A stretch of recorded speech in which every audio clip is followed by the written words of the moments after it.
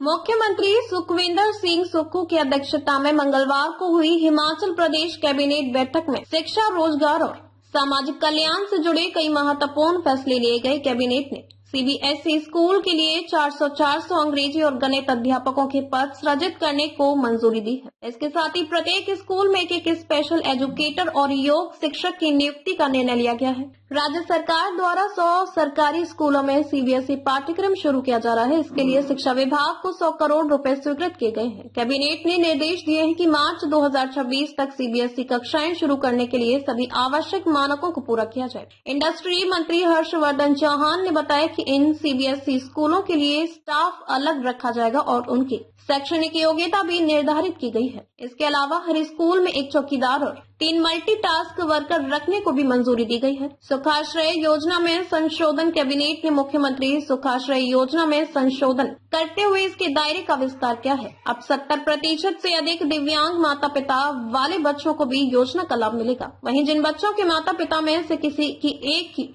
मृत्यु हो गई है या उन्हें छोड़कर चली गई है, ऐसे मामले में एसडीएम की कमेटी सत्यापन कर सिफारिश करेगी। आज हिमाचल प्रदेश मंत्रिमंडल की मीटिंग हुई,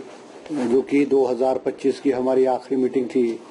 और ये जो मीटिंग है ये लगभग कोई 5 घंटे तक चली और जिसमें कोई 60 के करीब जो है एजेंडाज थे, जिन पर विस्तृत रूप से जो है कैबिनेट ने चर्चा की और बहुत सारे अहम फैसले जो है वो लिए गए हैं। सबसे बड़ा फैसला जो लिया गया है वो जैसे शिक्षा की गुणवत्ता को बढ़ाने के लिए हमारी सरकार ने पीछे तय किया था कि हिमाचल प्रदेश में जो है सीबीएसई के पैटर्न को जो है लागू किया जाएगा और लगभग 100 स्कूलों को चयनित जो है किया गया है, जिसकी एफिलिएशन जो है सीबीएसई बोर्ड से इन स्कूल्स को जो है प्राप्त हो गई है। सरकार की मंशा है कि 2026 का जो एकेडमिक सेशन है, मार्च 2026 से इन स्कूलों में जो है सीबीएसई की जो पाठ्यक्रम है, सीबीएसई का सिलेबस है, उसको आरंभ कर दिया जाएगा। इस सारी चीजों को देखते हुए, क्योंकि जो सीबीएसई का जो पैमाना है, इनका जो स्पेसिफिकेशन है, या जो चीजें इन स्कूल में करनी है, इंफ्रास्ट्रक्चर को इम्प्रूव करने के लिए, ग्राउंड को इम्प्रूव करने के लिए, स्टाफ को इम्प्रूव करने के लिए और बहुत सारी चीजों को इम्प्रूव करने के लिए, क्योंकि इनका जो है सीबीएसई का अपना एक पैरामीटर है,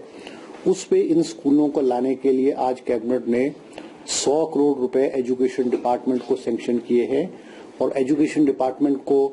पीडब्ल्यूडी डिपार्टमेंट के माध्यम से कहा है कि इनमें जो स्पेसिफिकेशंस हैं, जो पैरामीटर्स हैं,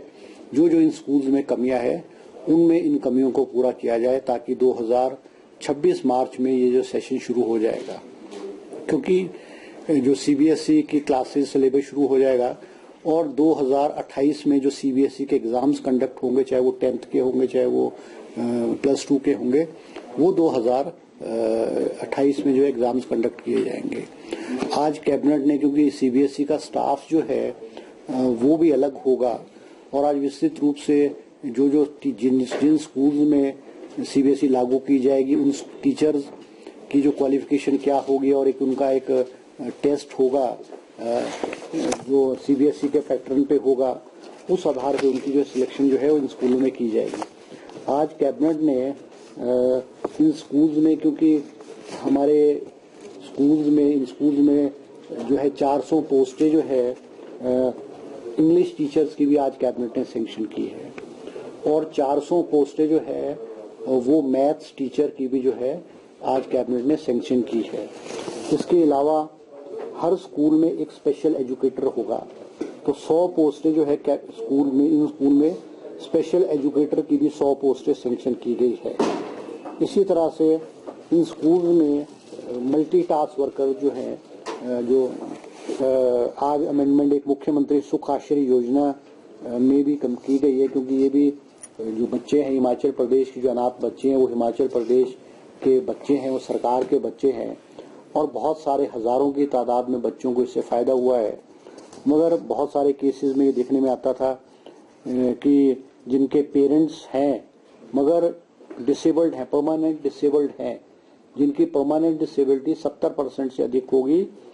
वो बच्चे भी अब जो है सुखाश्रय योजना के अंतर्गत इस स्कीम के जो है लाभार्थी होंगे। और इसके अलावा कई कुछ केसेस में ये भी था कि फादर की डेथ हो गई है, मदर जो है वो बच्चों को छोड़ करके चली गई है, या मदर ने कहीं और शादी कर ली है। और आज कैबिनेट ने फैसला किया है कि ऐसे बच्चों को भी एक एसडीएम की कमेटी की जो एसडीएम की कमेटी उसको वेरीफाई करने के बाद जो है उसकी रिकमेंडेशन जो है ऐसे बच्चों के मुख्यमंत्री सुख आश्रय योजना में उनको सिलेक्ट किया जाएगा। इसके अलावा जो है टोंग लेन हाई स्कूल धर्मशाला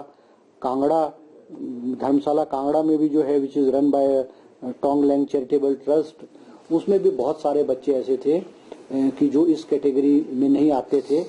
उसको भी आज उन बच्चों को भी इस कैटेगरी में लाने के लिए कैबिनेट ने जो है फैसला जो है किया है।